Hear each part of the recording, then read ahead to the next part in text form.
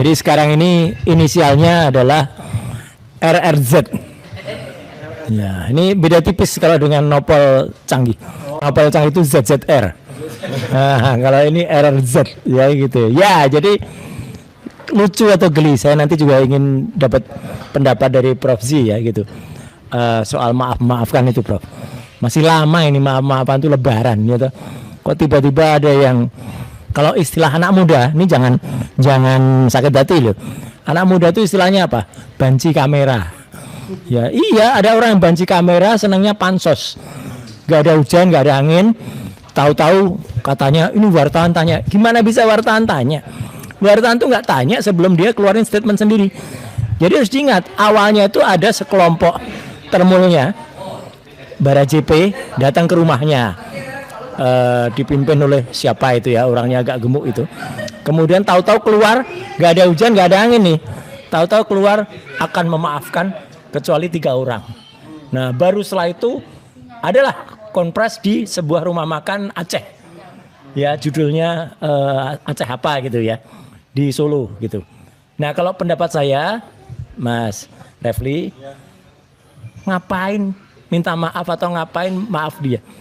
Gak ada gunanya dan sama sekali kalau saya tuh nggak butuh maafnya dia. Dan ngapain juga tiba-tiba dia bilang minta maaf. Istilahnya anak sekarang nggak butuh maafmu, ya gitulah. Ngapain juga tiba-tiba bilang maaf?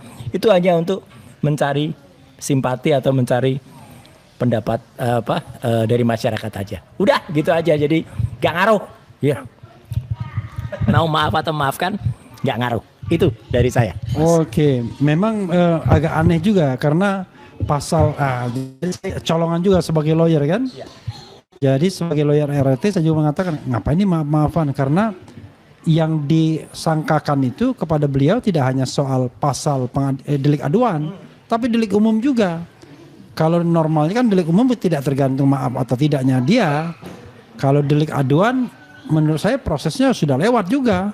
Mestinya ketika dia mengadukan, kemudian ada restoratif justice, direkonsiliasi orang itu tersebut, mau terus mengadukan atau tidak. Nah ini gimana? Sudah mengadukan sejak tanggal 30 April, tiba-tiba ngomong tentang memaafkan. Nah, kalau pendapat Bro Risman bagaimana yang menyerukan 2026 adalah pemakzulan Gibran? Silakan. Ya, sebelum tentang memaafkan itu, ya 2026 semoga Indonesia lebih cerah lah, tidak gelap lagi, dikuasai oleh roh-roh jahat, dinasti rakus kekuasaan, memaksakan anaknya yang nggak lulus SMA, nggak pernah punya ijazah SMA menjadi wakil presiden, mengangkangi 3 lembaga negara sekaligus, Kementerian Pendidikan Dasar dan Menengah, MK dan KPU. Nah, tapi sebenarnya ini ini bencana nasional bagi kita. Memiliki wapres yang tidak pernah lulus SMA. Tetapi bencana yang lebih besar adalah apatisme dari warga.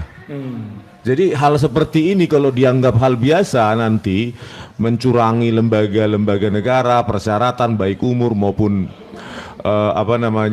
SMA yang nggak pernah ada, ijazah SMA nggak pernah ada, dan ini menjadi terlembaga dan dilihat oleh generasi-generasi muda. Oh boleh toh, dan sah-sah saja selama lu punya power dan lu punya money, it's fine. So ngapain lu perlu sekolah? Kan begitu. Jadi ini kan mentalitas. Jadi kalau banyak sekali saya lihat pengamat politik di televisi itu seringkali mengeluarkan statement apologi, ya kan? Apologi. Bagi saya ijazah Jokowi udah selesai. Untuk apa? Harusnya dibicarakan yang lebih esensi. Halo, saya yakin lu kalau nggak punya ijazah dulu juga nggak jadi pengamat. Itu loh. Ini kan masalah contoh integritas dari seorang pemimpin. Kalau nggak ada ya bilang nggak ada, kan begitu. Ya. Apalagi terkait dengan Wapres Gibran yang nggak punya ijazah SMA, ini kan harusnya ya masyarakat harus turun. Makanya resolusi saya 2026 adalah ya, meskipun saya cuma rakyat biasa, nggak punya power, nggak punya money, ya, tetapi ya saya akan berteriak, saya akan mengamplifikasi seruan itu terus. Bahwa memang ya Gibran nggak punya ijazah SMA. Ini harus, mungkin kalau ini terjadi di luar negeri ya, dengan tingkat demokrasi atau keadaban atau literasi kecerdasan yang sangat tinggi, saya yakin Gibran ini bakal dihukum di apa? Ya, Nusa Kambangan. Karena apa? Ya ini jangan sampai terjadi lagi lah, masa pakai surat keterangan yang cuma modal kelas 10 atau secondary 4 dari Ocipak Secondary School. Setelah itu kursus bahasa Inggris kah, foundation studies kah, diploma kah, nggak jelas ya, tetapi pengakuannya sih diploma dan pendidikan tingkat awal plus kelas 1 SMA, masa SMK.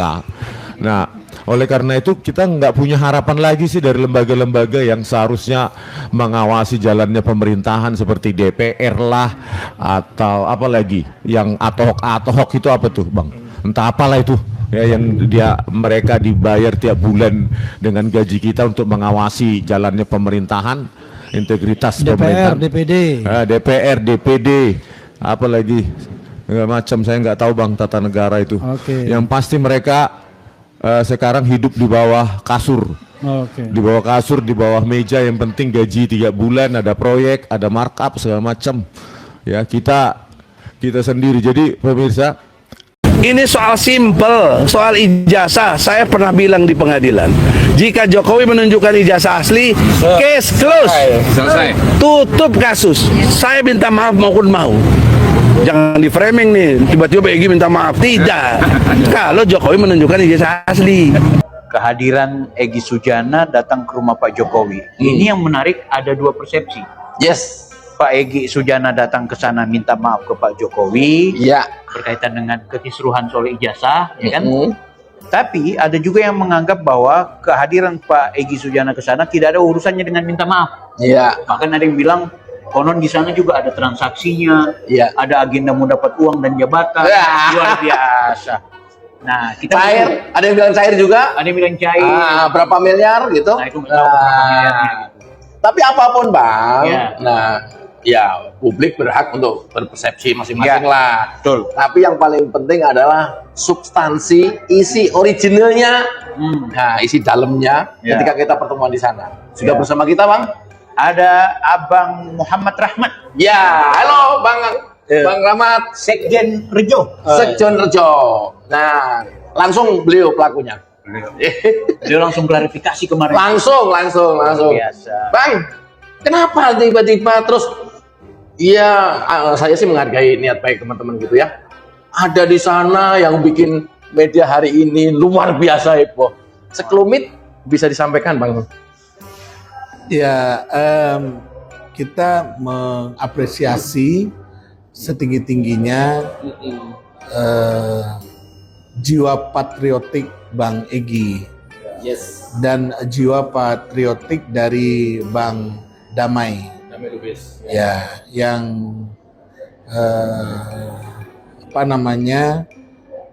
yang datang bersilaturahim ke Solo bertemu dengan Pak Jokowi. Jiwa patriotik kedua tokoh ini menurut hemat saya patut kita puji, kita hargai, terlepas dari semua kritik-kritik minus ya yang disampaikan oleh masyarakat.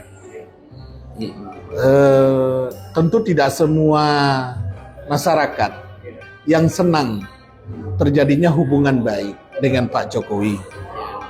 Tetapi banyak juga, saya yakin jutaan masyarakat juga mengharapkan berakhirnya heboh-heboh yang tidak produktif ini. Nah, dalam konteks ini kami sangat mengapresiasi Bang Egy dan Bang Damai Hari Lubis yang memiliki inisiatif penuh dengan kesadaran tanpa paksaan dari manapun itu datang ke Solo, minta kami yang mendampingi dengan Ketum Rejo bertemu dengan Pak Jokowi. Dan inisiatifnya dari Bang Egy Sujana, bukan dari Pak Jokowi. Ini Bang Egy dengan Bang Damai kan orang yang merdeka, masa dipaksa-paksa? Itu keputusan kemerdekaannya Bang Egy dan Bang Damai, dan ya kita hanya penyambung saja. Terus Bang, sampai segitu luar biasanya momen ini, kita banyak lihat yang beredar di video itu, biasanya depan rumah Pak Jokowi itu ramai terus. Apa memang sengaja disterilisasi atas syarat tertentu atau permintaan atau seperti apa Bang? Ya, sebagaimana kita tahu ya, setiap kita ke rumah Bapak berkunjung ke Solo, itu kan ratusan bahkan ribuan orang tiap hari ya dari berbagai wilayah. Pada saat kami berkunjung hari Kamis itu ada yang dari Kalimantan, dari Sulawesi, yang akhirnya dengan sangat terpaksa permohonan maaf tidak bisa berkunjung ketemu Bapak buat salaman dan foto-foto karena permintaan dari Bang Egy dan Pak Damai agar ruangan akses di tempat Bapak itu disterilkan, ya, disterilkan dari semua tamu yang ada, dari media, ya bahkan hampir 1 kilo ya dari lingkaran Bapak itu dikosongkan, dan itu tidak biasa-biasanya. Tidak biasa sama Itu alasannya apa kira-kira? Tidak biasa-biasanya kan, Pak Mahathir datang nggak steril, toko-toko menteri-menteri nggak steril. Ini hal yang luar biasa. Dan Kita berdua juga kalau datang nggak steril. Ya lu siapa? Oke. itu.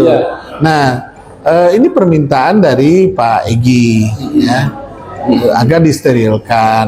Nah, permintaan itu kan baik karena sasaran utamanya ini adalah bagaimana hubungan silaturahim.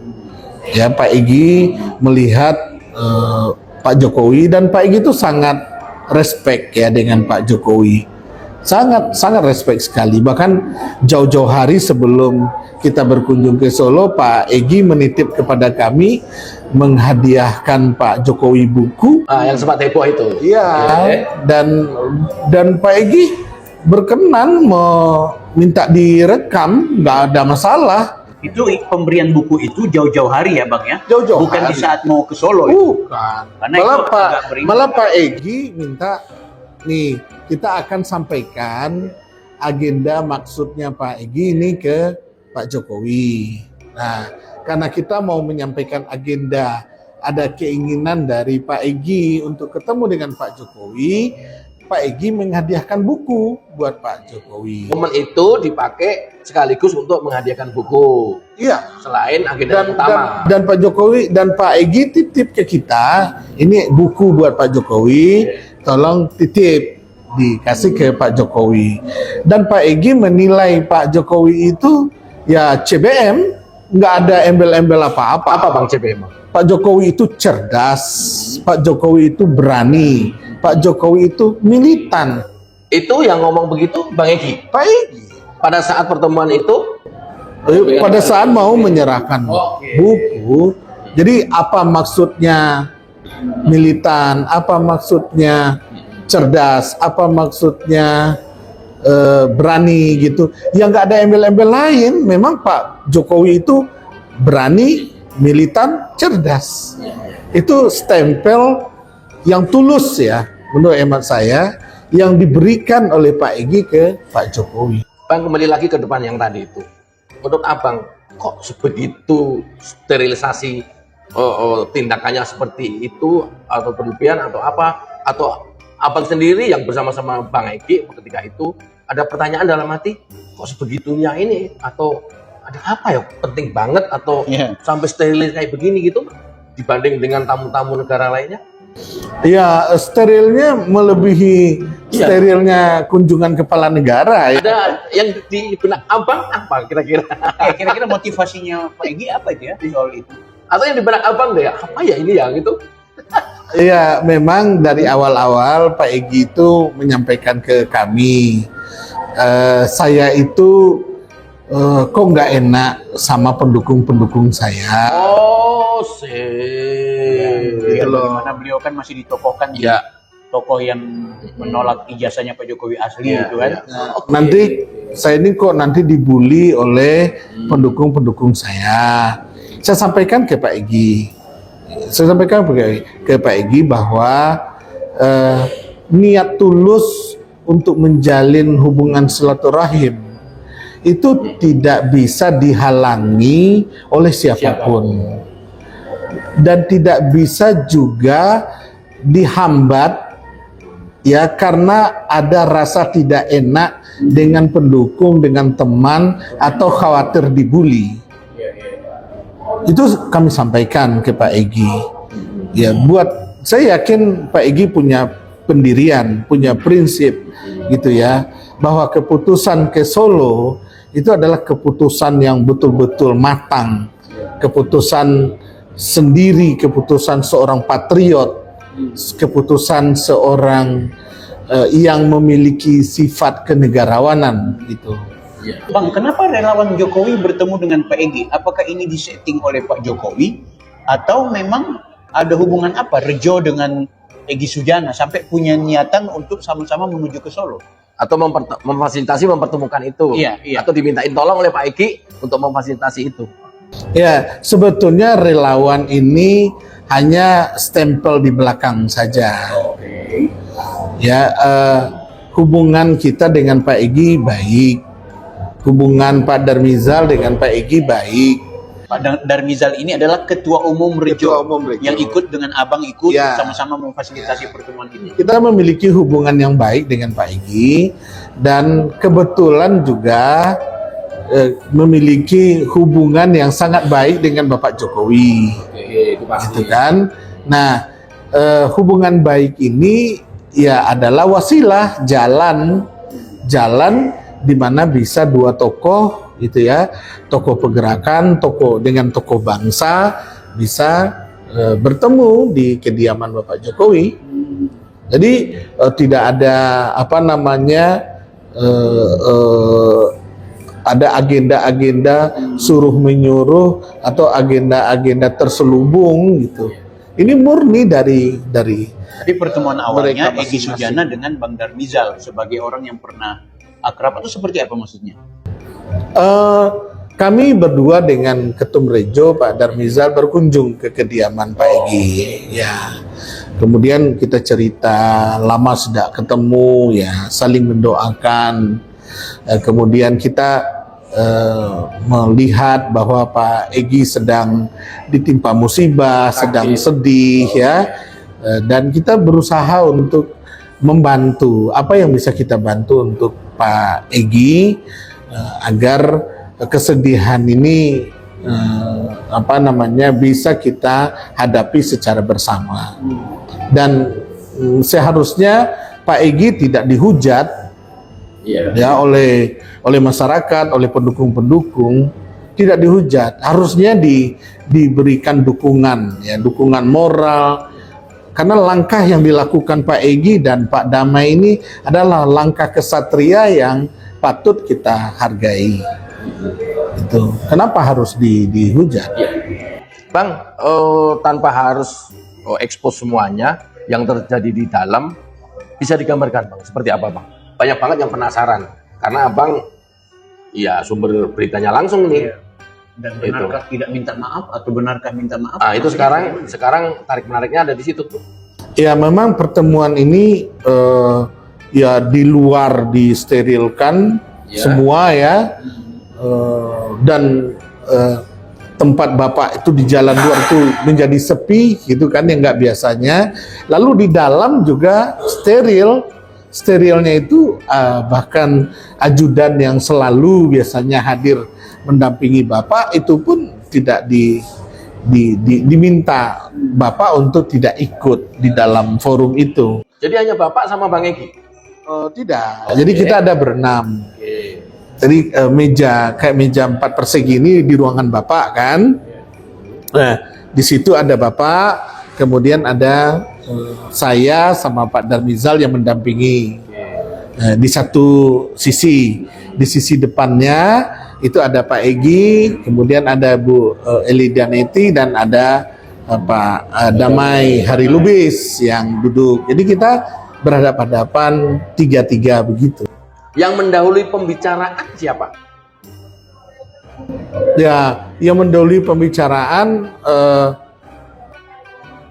Pengacaranya Bang Egy, pembicaraan itu Bang Darmijal atau seperti apa? jadi kita masuk ke rumah Bapak itu berganti-gantian ya. Ya, karena saking Pak Egy penuh hati-hatinya gitu loh. Jadi masuknya satu-satu. Bisa